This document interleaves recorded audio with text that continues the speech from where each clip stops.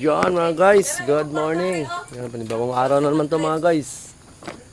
Medyo hindi na umulan pero ano pa rin. Makulimlim pa rin yung langit. So yun, sana mamaya hindi na to umulan. So yun mga guys, ihatid muna natin sa school yung mga bata. Ito yung ano natin. Ito yung daily routine sa paghatid ng mga school, sa paghatid sa school sa mga bata.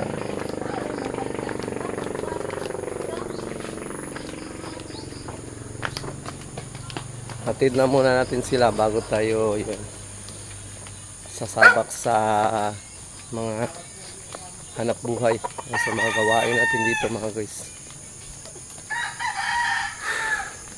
Ay, hindi pa pala sila nakauwi. Sila Idol tsaka sila Katuba.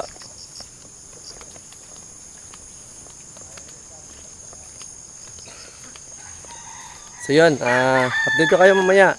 So yun, maganda yung panahon, medyo hindi na maulan. Baka makapagano na kami ngayon.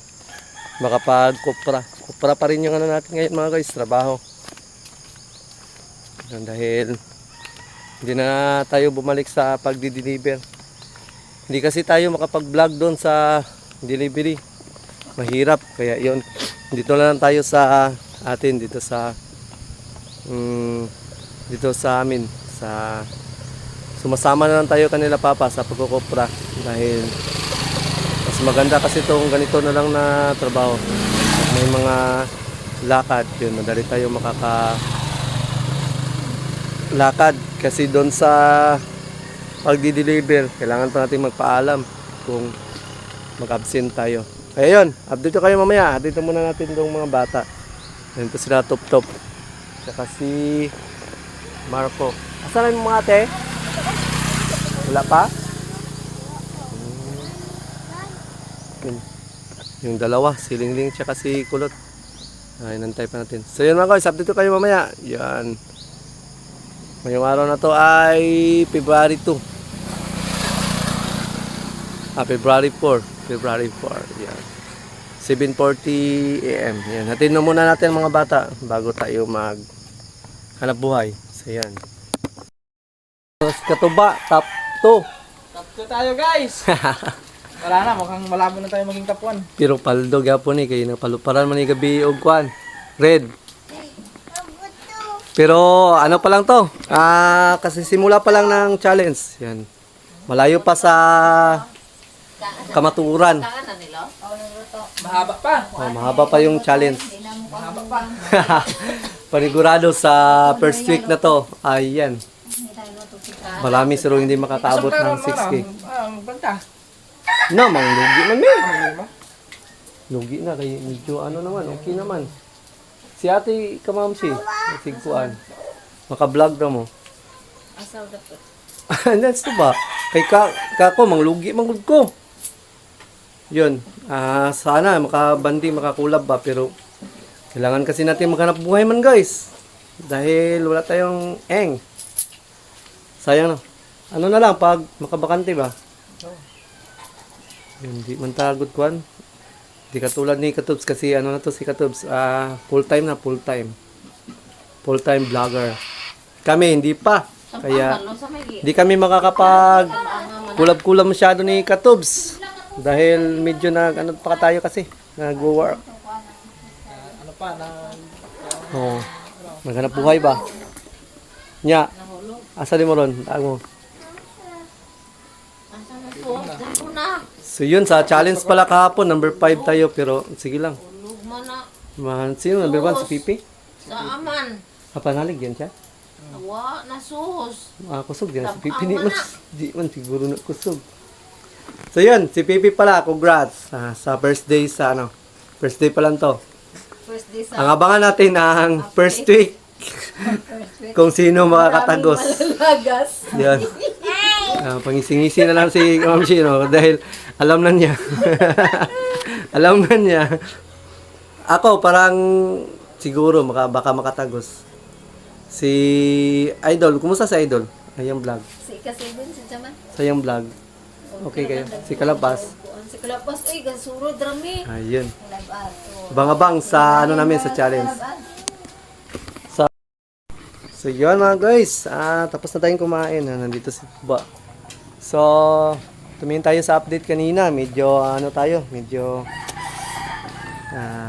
yun, nag-aalala dahil yung bagyo sa Bernice daw lalandfall. Dito daw dadaan din pala sa Bohol. So yun. Mga isang ano tayo dito. Kinakabahan dahil kasi nung nakaraang bagyo, yung sa audit talaga na ano namin kasi yun na experience. Napakaano kasi ng audit. Napakalakas. So yun, dito na naman daw dadaan sa Bohol. Yung bagyo. Oh. Bagyong Basyang, ito si Bogarts. Ayun. Namagol. Sa tao ka na kumukuha ng bao. Ayun. Ito. Hindi tayo magaling sa ganito, pero marunong tayo magbunot. Yan, bunot kasi yan sa amin mga guys, bunot. Magbunot. Yan, magbunot. 6 pesos gapon bugat sa ano? Kilo. Yun 6 pesos. Dati yung kasama natin si Bugat, di ba, nagbunot na dati. Tagpila tong kilo? 3 pesos yun dati. Yun, sumama ako kay Bugart. Sugat-sugat yung kamay ko mga guys. Tinawanan na ako ni Bugart. Kasi yung nagawa kong bagol, ano lang, kalahating sako, pero sa kanya, puno na. Tinawalan na tayo ni Bugart.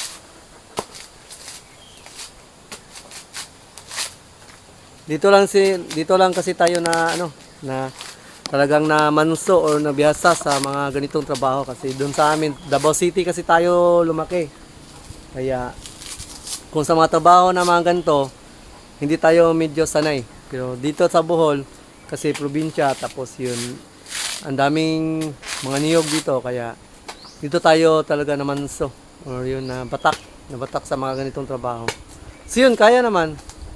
Hindi naman talaga sabihin natin hindi kaya. So, kaya. Balik pala tayo doon sa Bagyo. Doon sa Bagyo. Naalala ko kasi dati yung sa audit. Napakalakas ng audit. So, sana Lord, hindi sana lumakas yung Bagyo. Sana humina. Kasi apektado lahat ang mga pamumuhay ng mga tao pag lumakas pa ang Bagyo. Yun, sa Bernice daw yung update. Tiningnan ko yung update, Bernice daw. Lalandfall ang bagyo dito sa Pilipinas. So yun, nakapasok na pala sa PAR. Naano ko lang kasi yung nag-aalala ko kasi yung sa nakaraang bagyong ulit. Naranasan kasi natin yun. Ang dami kasi dong sira. Tapos yun. Sa ngayon pa lang, parang kinikilabutan na tayo pag naririnig nating may bagyong dadaan. So yun, ano parang pala, nagkukopra pala si Bogart. So yun, bibinta daw muna niya yun. Tingnan natin yung kopra ni Bogart. Nandito si Bogart sa baba. Dito yung koprahan nila Papa. Tingnan nyo. Di ba ibang klase? Ibang klase din yung kuprahan nila doon sa yung kukoprasa namin, yung nagkukopra kami tapos doon namin dinadangka yung dangkahan. Ibang klase yon, nasa lupa. So yun, ang dangkahan dito nila Papa. Ganito. Tingnan nyo. Yun, di ba? Ibang klase. Yun, nasa ilalim yung apoy tapos yung kopra nasa ibabaw. So yun, ang kaibahan nito, yung apoy nasa ilalim. So, sabi ni Papa Mansing, mas maganda daw tong ganito dahil nakakontrolado yung apoy kaysa yung dangkahan namin doon sa ibang dangkahan, yung lupa. Hindi kasi daw makikita yung apoy, kaya hindi ka pwede doon maggatong ng marami, lalo na pag sa kawayan, baka daw masunog. Dahil pag ganito daw yung ano mo, dangkahan, nakikita mo kasi yung apoy kung gano'n nakalakas. Kaya sa kanya mas safe. Pero sa luto, pareha nagluto, bugarts kadugaya. Mabilis ni. Yun, mas madali pala to, sabi ni Bogarts. Mas mabilis. Kasi yung apoy diretso kasi. Namatungod. Kasi yung sa lupa yung dangkahan, Dili. hindi masyadong mainit, no? Kamang pa man dito, layo pa man. Okay? Hindi masyadong mainit kasi yung apoy parang hindi diretso sa ano ba? Pinabugarts pa kakamang or gagapang pa daw sa lupa yung apoy bago makarating sa kopra. Kaya matagal na maluto. So yun, paano yan Bugarts? May bagyo na naman daw Bugarts. Kaya to. Apektado na naman tong ano natin dito ngayon. Mga hanap-hanap buhay. So yun, hindi naman naula na ngayon mga guys. Okay naman yung panahon. Medyo may ano lang, ambon-ambon na konti. Pero okay naman siya. Hindi naman siya umulan. Pero makulimlim pa rin yung kalangitan. Super ang bagyuhag yapon. Hindi naman siya super. Hindi naman siya super yung bagyo. Ano lang. Parang storm category pa lang. Pero kasi malayo pa. Hindi pa siya nakarating sa ano. Hindi pa siya nakarating sa Pilipinas na naglandfall. May posibilidad pa kasing lumakas dahil nasa dagat pa yung bagyo. Makakahigop pa siya ng lakas. Kaya, yun. Huhuy, Lord. Tulungan po tayo ni Lord. Sana medyo humina yung bagyo. Para hindi tayo apektado.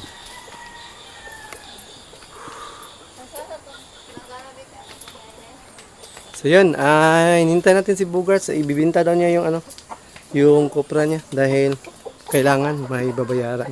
Nasa ilalim sa amin ko ng itakuban. So yun mga guys, dito pa rin tayo ngayon sa bahay. Hindi pa kami nag-kopra dahil hintay pa namin si Bugarts na maluto yung ano niya, maluto yung kopra niya dahil ibibenta kasi may paggagamitan. So sa ngayon mag DIY ako ng phone stand dun sa tricycle kasi yung nabili nating phone stand medyo magalaw man, vibrate masyado. Mag DIY tayo nito. May nakita kasi tayong nasirang tripod, so yun, susubukan natin kung magana kasi yung isa, yung nilagay natin isa, masyadong magalaw, sakit sa mata, kaya hindi ko masyadong ginagamit. Yun, pakita ko sa inyo yung isa. Yun. Ito yung isa, yung binili natin kasi masyado siyang mabibrate. So yun, nakakita tayo ng sirang tripod. So yun, i-DIY natin to. Baka pwede itong ikabit dito, tapos talian na lang natin ng guma. So tignan natin kung gagana. Papalitan natin to.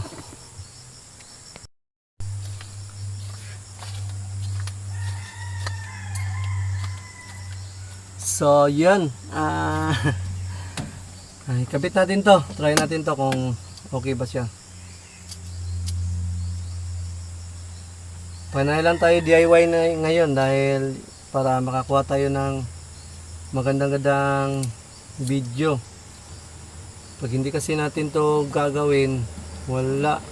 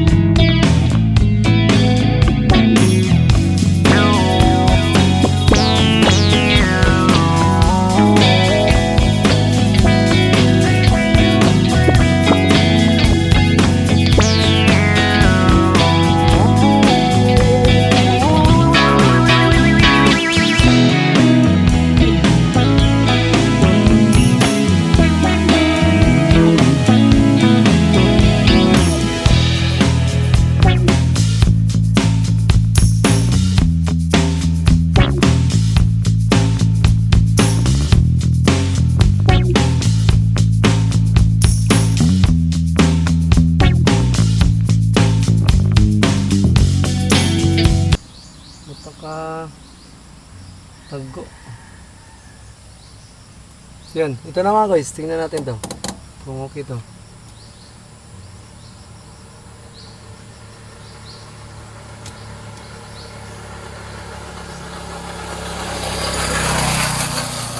Magalaw talaga itong isa.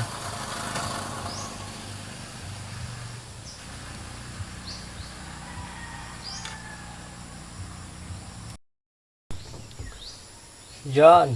So, yan mga guys, na ikabit na natin yung DIY natin na gaya ng cellphone, yung phone stand dito. Yan. Dalawa na yung nilagay natin.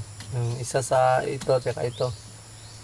Kasi ito, ang purpose natin dito pag mag ano tayo, yung mag patakbo ba, kasi yun, hindi na siya masyadong magalaw, napakagalaw kasi nung isa ito, yun, mas magalaw itong isa kaysa dito, pero tingnan natin kung gagana siya pag pinatakbo na natin. Medyo ano man, hindi man stable yung ano niya, hindi stable yung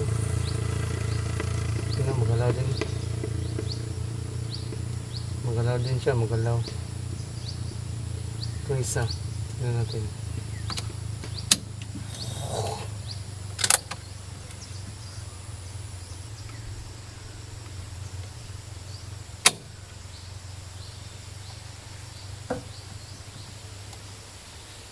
Mas magalaw itong isa.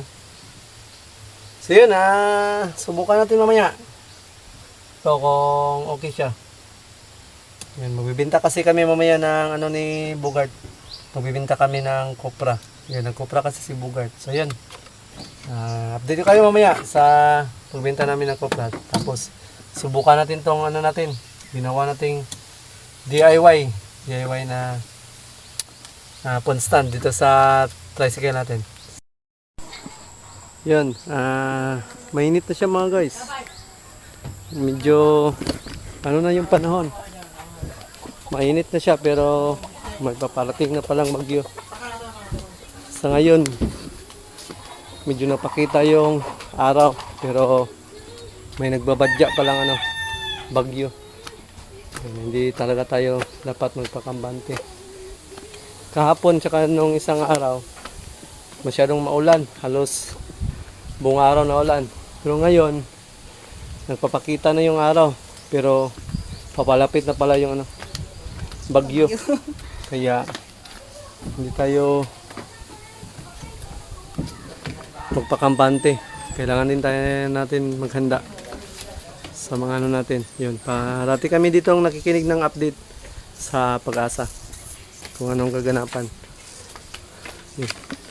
Ito na Bugart, wala pa. Yun pa si Bogarts. Kukunin na yung niya, Cupra. Parang hindi pa siguro ito. Kung sa'yo papalit din ito ba?